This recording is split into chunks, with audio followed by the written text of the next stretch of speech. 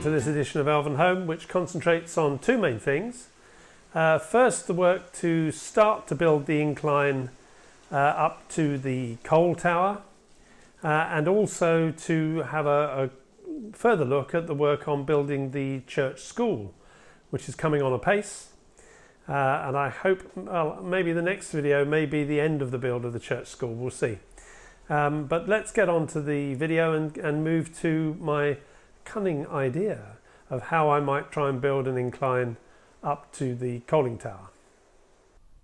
In the last video I mentioned that I wanted to start work on building the incline that takes the line up to the coaling stage, which you can see just about here. I knew I had this offcut of wood, which you can just see propping the track up at the moment, which extraordinarily I think is an offcut from when this board was built, and is exactly the right width or along its length. It is quite a steep gradient really, but then looking online, the gradients up to these coaling stages were quite steep.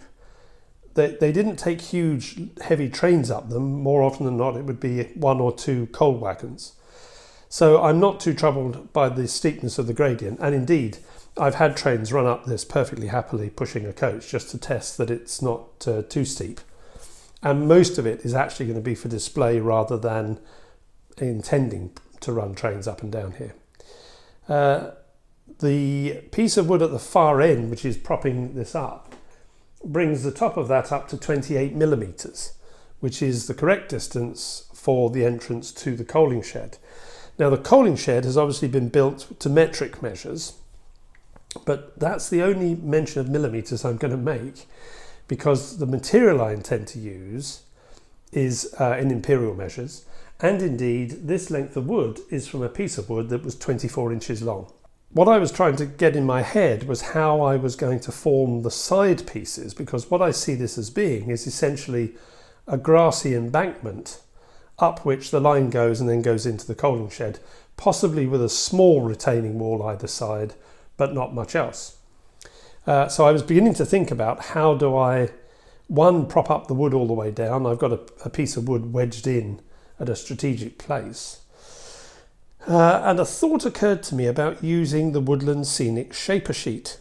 So what I have done, if I bring it into the picture, which I've already marked up to some extent, I'll show you the markings in a moment. This is a piece of shaper sheet that is exactly the right width when you get to this end of the hill. And indeed Pythagoras has been helping me get all this worked out. It needs obviously to drop 28 millimeters to hit the floor either side here, but that is obviously decreasing as it goes down to the far end, by which point the hill runs out, and then I'll do something else to close that last gap. So what I've marked up on here, if I just bring a piece of it because I can't get the whole thing for you to be able to see it, that's obviously the center line. That's the width of the piece of wood that I want to bend round. These two lines are the lines that are the correct lines for dropping the wall down to the ground, and I may look to try and have a little bit more that I can bend under. I'll see, because I don't think I'll need to do it.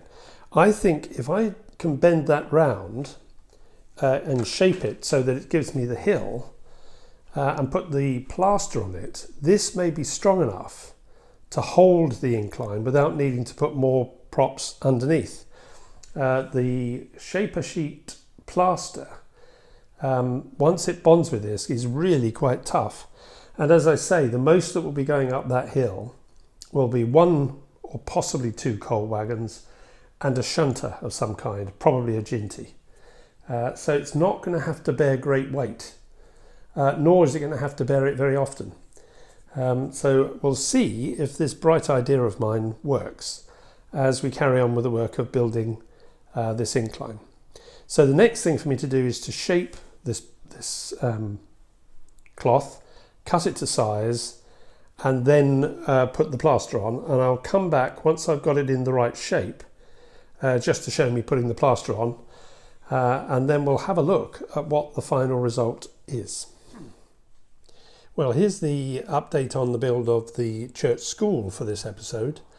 And I start with a very big thank you.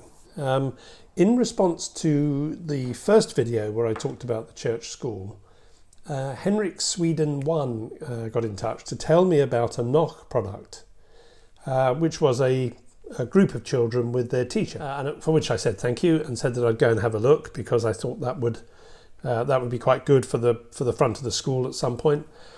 And then Henrik came back and said that he'd discovered that he had 2 of these and would I like one as a gift. And he very kindly has sent it to me, and here it is here.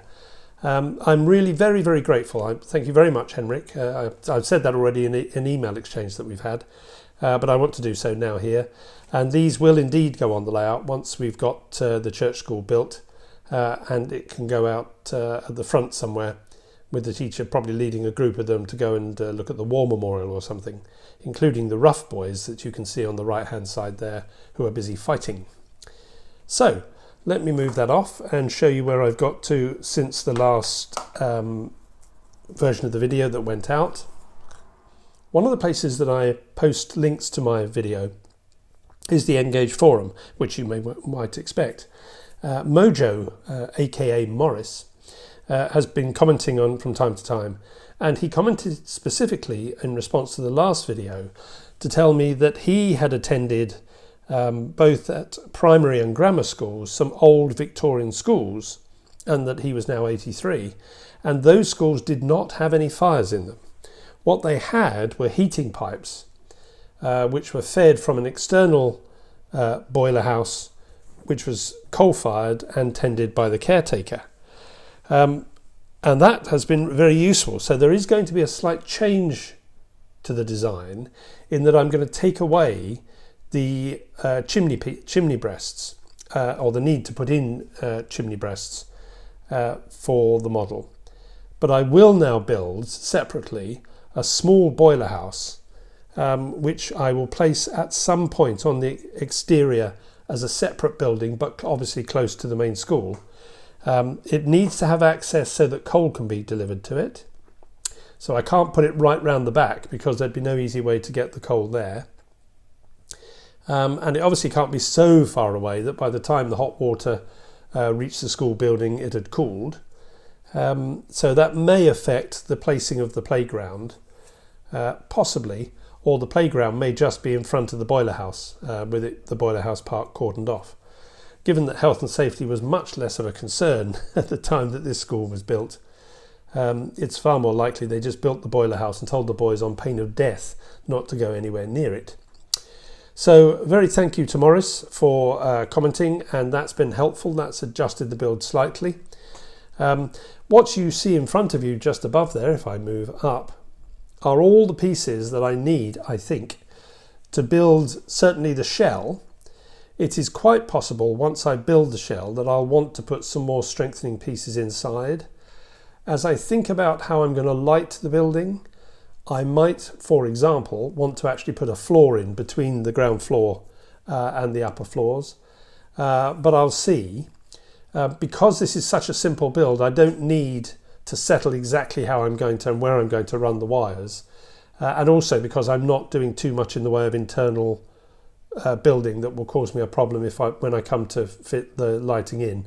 But what I want to do now is get certainly the exterior walls up, and then from there start thinking about how I'm going to light the building. The chapel, I'm pretty certain I have managed to secure from York Model Rail, and also put it somewhere where I can't find it. There we go.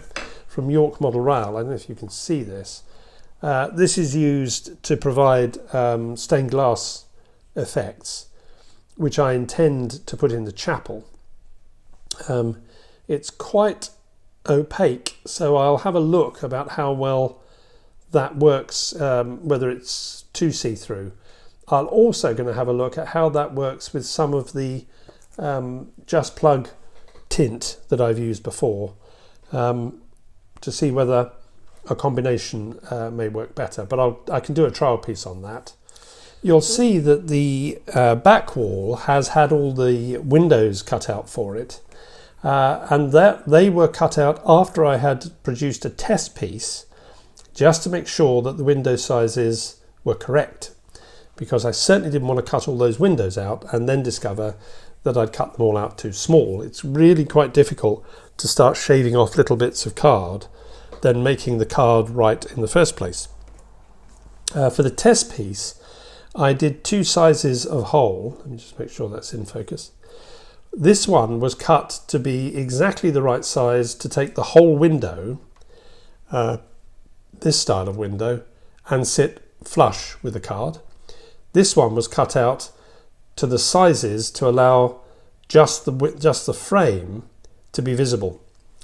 For this model, I'm going to be using the Metcalfe card. I used the normal brick, the smaller brick, which is used for their houses in particular. And I'm going to use a technique to wrap the card around the edges to get rid of the white ends of the card. And that's simply done by sticking this on as a whole piece, and then from the inside cutting 2 diagonal lines and then folding back the card, and that pretty much covers all the brick and gives you your nicely neatened edge as best you can do it. Good job I did that, because this, as I said, was supposed to did take this and fit snugly. It now no longer passes through. It's obvious when you think about it, because of course, even though this is fairly thin, probably no more than 0.5 millimetre, it is taking off 0.5 millimetre all the way round. So that's 1 millimetre there and 1 millimetre there. For the window, which was supposed to just take the frame, it actually chops off the far right, as you can see there. So that was really useful to do that, which meant that when having finished measuring up this card, I had to go and adjust all the measurements to make all the cuts much bigger, so that when I put the paper in and fold it round, it will still give me a good view through for the windows. So that's the next thing for me to do. I've decided, in fact, that of the 2 stones that you get in their stone pack, I'm going to use this one, which is the same as the one that is used for the Metcalfe church. I think for the chapel, this is more likely to be used as a kind of brick style for a chapel. And if they were building the chapel, I think they would just build the whole thing in the same style rather than having 2 different types of brick. And in any event, that's the look I want. So what I'm going to be doing now is putting this onto the back wall, and then I need to paint up the window frames. They're a very clean white, and I think I want to put them a kind of mushroomy cream, if you see what I mean. Not brown, but I don't think they would be bright white. And whilst I don't go greatly in for weathering of things, I don't want it to look as though it's just been built, given that the building is plainly nearly 100 years old by the time of the period in which my layout is set. So once I've completed this will probably be for the next video, because I think that this whole section now is around the 10 minutes that I want to keep the build to. That will be in the next video, probably along with other parts that I'll be doing. The very last parts that I'm going to be cutting out is for the chapel. As you know, I'm putting in some odd shaped pieces for the chapel windows, to give you an idea, things like that. And I don't know why I didn't buy them at the time, but there are templates you can buy to help you cut out accurately. Some of those windows where they've got very thin frames, I rather thought I could draw around them, but it doesn't really work very well. So I hope by the time of the next video I certainly will have completed the back wall, and I hope to have completed all the walls for the school, which are more straightforward, and maybe even some of the walls for the chapel.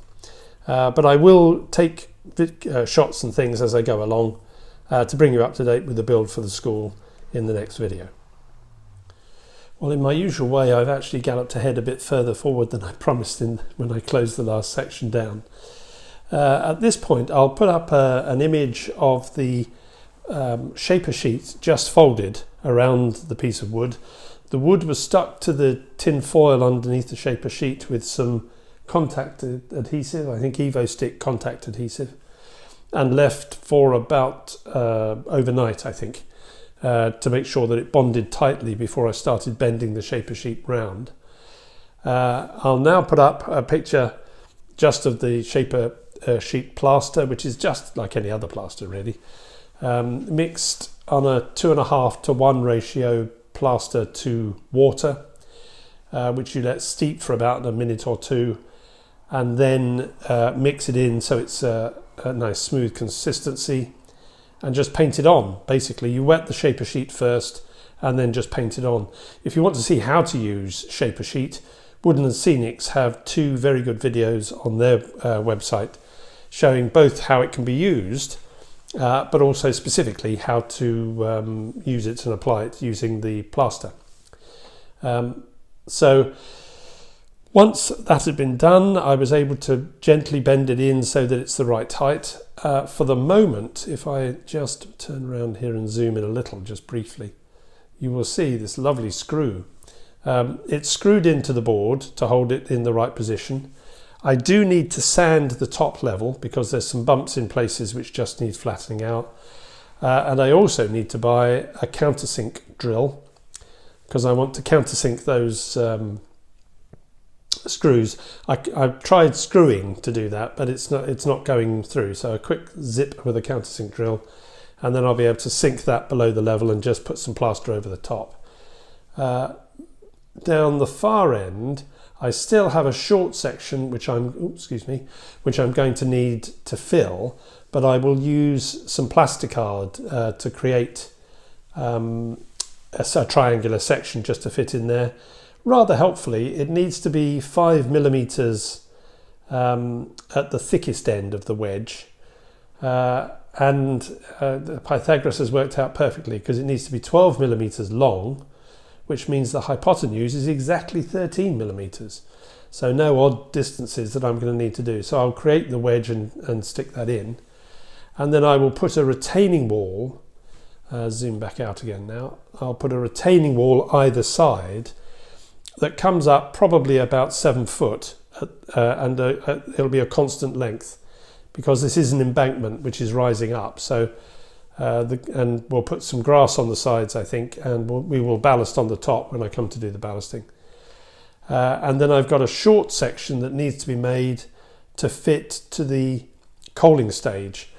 Now the coaling stage can't be fixed down permanently because, as many of you will recall, this line here is the end of a board under which are all the point motors. So in the unhappy event that I have to take this board off, then I will need to be able to remove the coaling stage.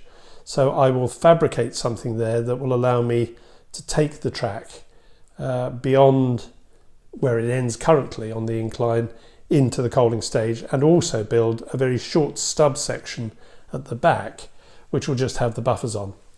I think there would be a short section, but as I say, there won't be more than 1, possibly 2 wagons being pushed up this hill at any one time, because the coaling stage itself can't plainly take more than a couple of wagons inside it.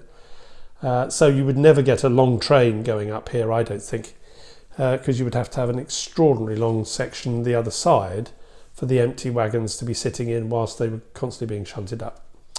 So that's the end of this piece of work at the moment. So I've got to buy my countersink, and I won't be able to get that for a few days. But I might start work on the wall, though I think that, or any more work on this, will go into the next video. Well, I hope you enjoyed that edition of Elvenhome, and we've pretty much come to the end now. The next episode will see more work on the church school, because I've been working on it since the bits that I've recorded.